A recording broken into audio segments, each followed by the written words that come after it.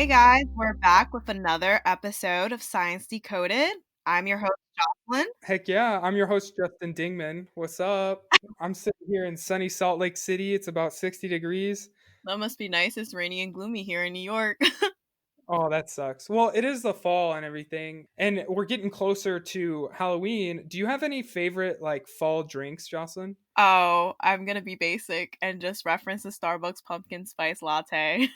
PSLs are very good. I also, in the wintertime, I love eggnog, but there's this fall drink that I was introduced to when I went to school in Portland, and it's called a hot toddy. Have you ever had one of those? No, I've heard of it, but I've never had it. It's like spiked apple cider with some cinnamon and maybe like some vodka. Don't quote me on this. I'm not a mixologist, but it's a really good drink, and it's something that I like to drink frequently in the fall time because it's so warm. They actually heat it up, so it's kind of like drinking hot apple cider. But every time I think about fall, I always think about beer. I think about hot toddies. Oktoberfest is a really big deal, and we have all these Mhm. alcohol related events that go on around us, and now we've kind of got a paper with a topic that's focused on alcohol and how our body interacts with it, and how previous environmental changes might affect our relationship with alcohol. It's a really interesting thing because I think there's that misconception that since alcohol is legal, then it must be okay to drink, especially in moderation. But in this new paper with Dr. Landon that we're going to talk about, is not necessarily the case. Yeah, and I think one of the things that so many people who are anti-drinking, or really point to the health disparities that come from drinking ethanol. There are also so many conflicting reports in nutrition that ethanol or drinking a drink with alcohol can help. You hear about drinking a glass of wine a day can help with heart health. But, Jocelyn, you have some experience with alcohol in the brain through your research. So why don't you tell us about some of the health disparities that come with it? Yeah, so when I was actually thinking about this, I was thinking about some vulnerable populations that can be exposed to alcohol. A lot of teenagers, especially early to mid adolescents, start experimenting with alcohol. And honestly, I know how they call marijuana the gateway drug, but honestly, like alcohol is one of the first things that they might get exposed to. And it can cause a lot of neurodevelopmental effects that can persist throughout adulthood. It can cause learning impairments, memory impairments, and it can also weaken the negative effects alcohol can bring. So, adolescents can probably feel like they can tolerate more alcohol, but that's not necessarily the case. It's more like maybe they don't feel the negative effects, but they're still doing more damage to their body, in the long run. It's kind of our brain, our body is trying to tell us, hey, stop drinking. This is not good for us. And then if we're starting early, we're not getting that little protective effect in a way. Yeah, and one of the crazy things about this paper is that the primary author, Dr. Landon, and everybody associated with this work, they were focused on how anesthesia affects our relationship to alcohol later on in life. So many teenagers these days are not experimenting, but undergoing procedures that require Mm. anesthesia.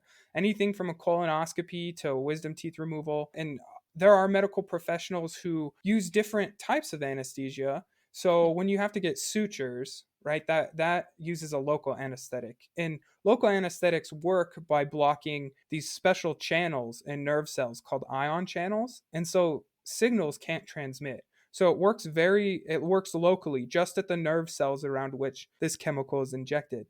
And then there's general anesthesia. And general anesthesias are typically used for these bigger medical procedures like large surgeries, wisdom teeth removal, things like that. And general anesthetics typically fall under two different categories. There's these kind of volatile anesthetics, which are the ones that you expect to breathe in. And a lot of times these are fluorinated compounds. So these are chemical compounds that contain fluorines.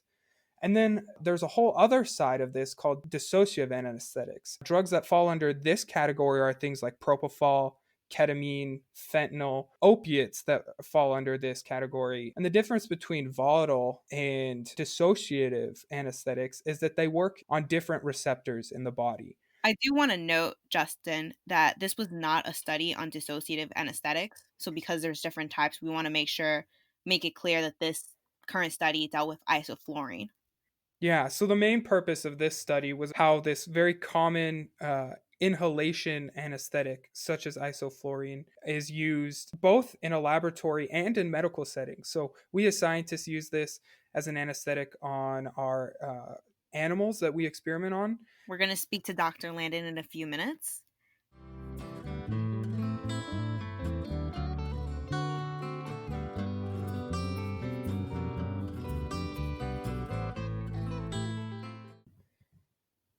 Welcome back, Science Decoders. We're here today with Dr. Justine Landin. She's going to be talking to us about one of her recent papers, and she's a close personal friend of our host, Jocelyn. So why don't you introduce her, Jocelyn? It's my pleasure. So we have Dr. Justine Landin. She is a neuroscience researcher studying alcohol addiction on the adolescent brain. She obtained her PhD in behavioral neuroscience at Binghamton University in New York in the preclinical laboratory of Dr. David Werner. She's currently completing her postdoctoral degree at the Medical University of South Carolina in Dr. Judson Chandler's lab. Thank you for joining us today, Justine. Thank you for having me. It's nice to talk to you. Nice to talk to you too. The paper that we're going to focus on is a paper that she actually recently published this year. It's called General Anesthetic Exposure During Early Adolescence Persistently Alters Ethanol Response. It was published in Alcoholism in Clinical and Experimental Research. So let's dig in. Justine, can you tell us in your own words what you did? Sure. So basically, I worked in a preclinical laboratory. So that means that I worked with rodents. So we looked at the effects of anesthesia on the adolescent brain and how it pertained to future alcohol use. And what we found is that when you give an adolescent an anesthetic, because their brain is still developing basically, and it's developing in areas that are associated with alcohol use disorders, that it causes kind of tolerance to alcohol even later in life. To get into a little bit more detail, what we find is that adolescents generally are less sensitive to the negative effects of alcohol. So basically, they can drink more alcohol and they'll pass out less often.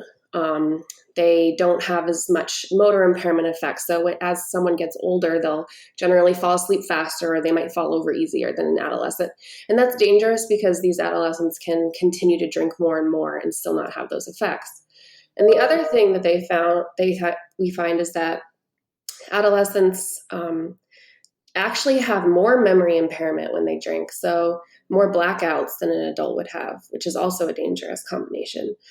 And what we found in this study, briefly, is that giving an adolescent anesthesia made them have this adolescent similar response to alcohol in adulthood.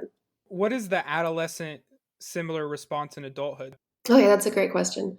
So basically what we see is that, let's say a teenager goes in to get their third molar removed. We find that what would happen if they drank alcohol, let's say a couple years later, is that this teenager would actually find the alcohol doesn't taste as bad as some other people would find.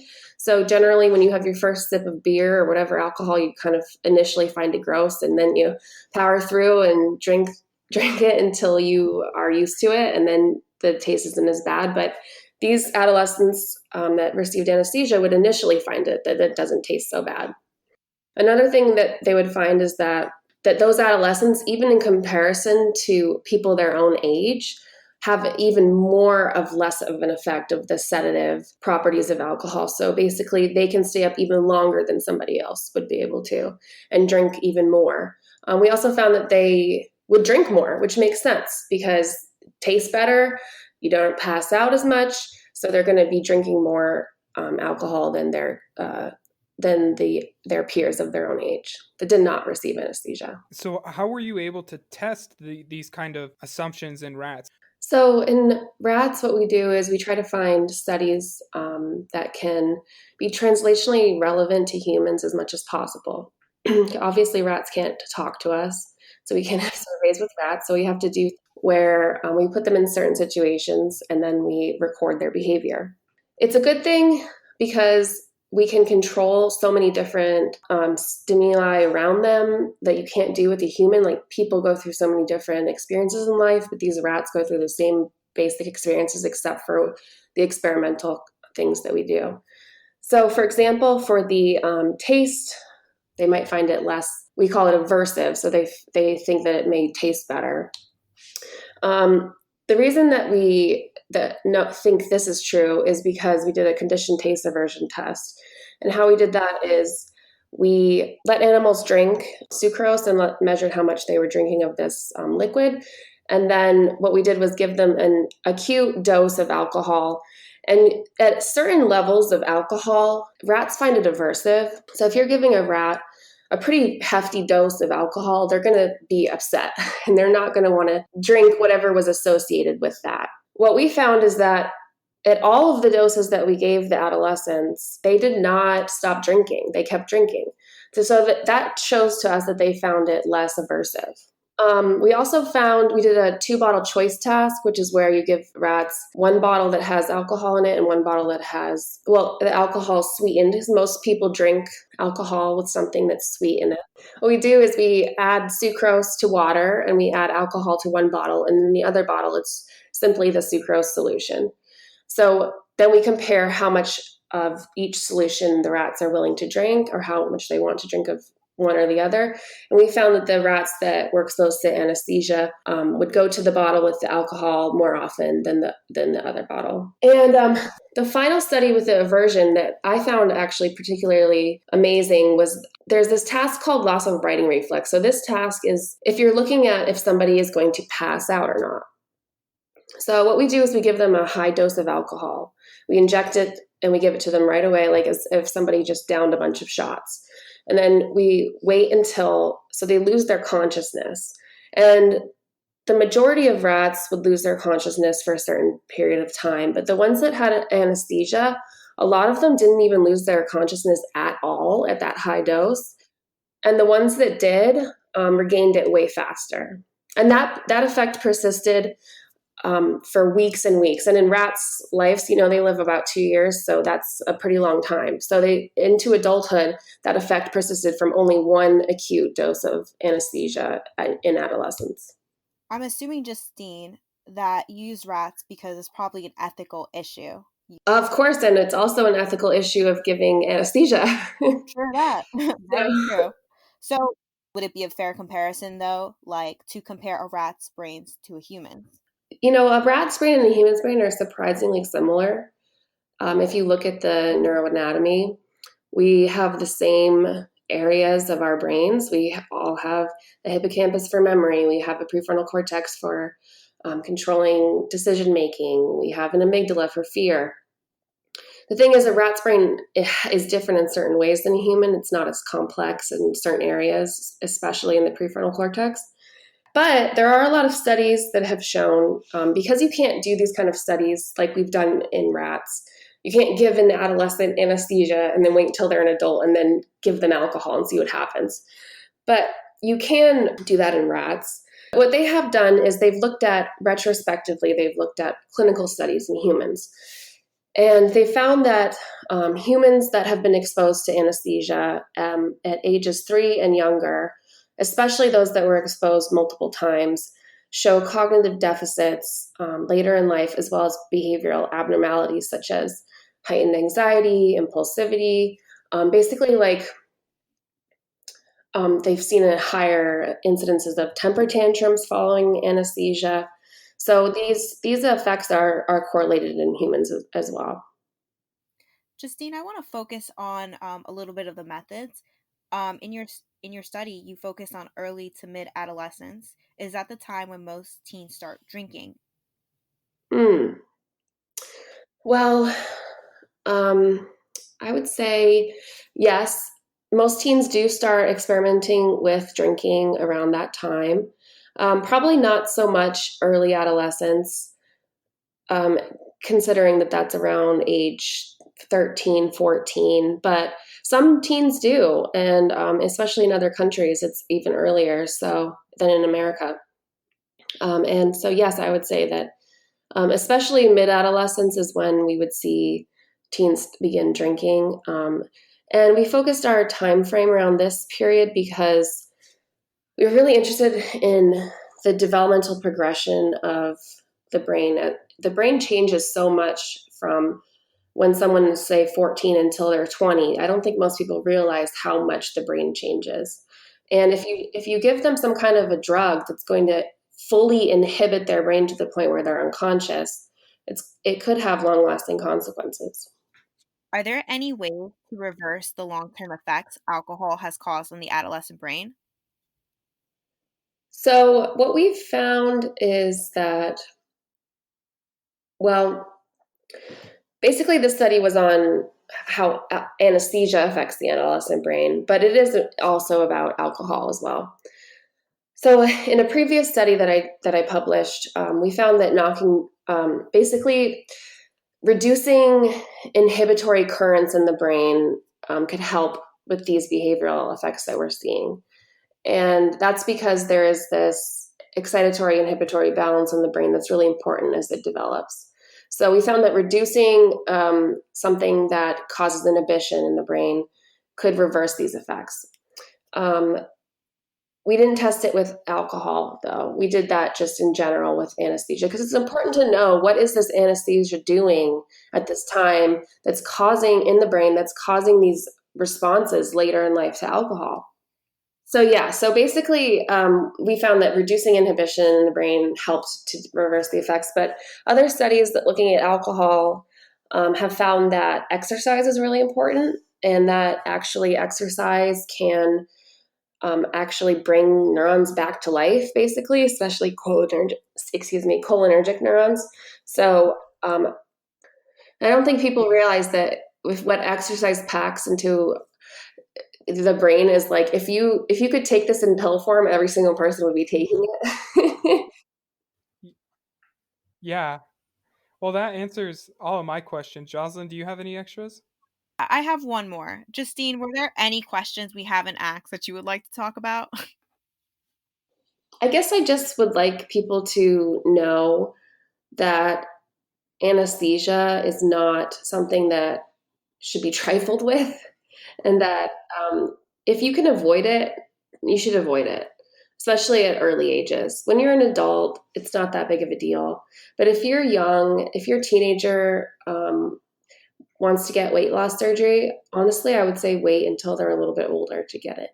I just wish that people would be able to like read these papers, and I wish this information was disseminated more to the public. So that's why I'm really happy to do this podcast with you guys, because it's kind of hard to get this out to other people so they can actually hear and think, oh, this actually might be applicable for my own life and my children. Well, Justine, thank you for this fascinating discussion. I thought I learned a lot. I learned so much. Are you kidding me? I know nothing about neuroscience, so this was awesome to hear. I have an inkling. Well, again, thank you so much for your time, and yeah, well, we'd Thank love to you, keep you guys. updated, and hopefully you'll be able to listen to this with all your friends and family. Yeah, thank you so much for having me. Of course. Thank you. Hey, it's your editor Gina here. Just wanted to thank our hardworking hosts Justin and Jocelyn and Dr. Landin for being our guest. We'd also like to thank our behind-the-scenes team members Osama Alian and Sarah Treadwell. The Science Decoded logo was designed by Tammy Witzens, and our theme song was composed and recorded by Graham Albright. Sciworthy and Science Decoded are part of the 501c3 nonprofit Blue Marble Space. You can learn more at bluemarblespace.org. Thanks for listening.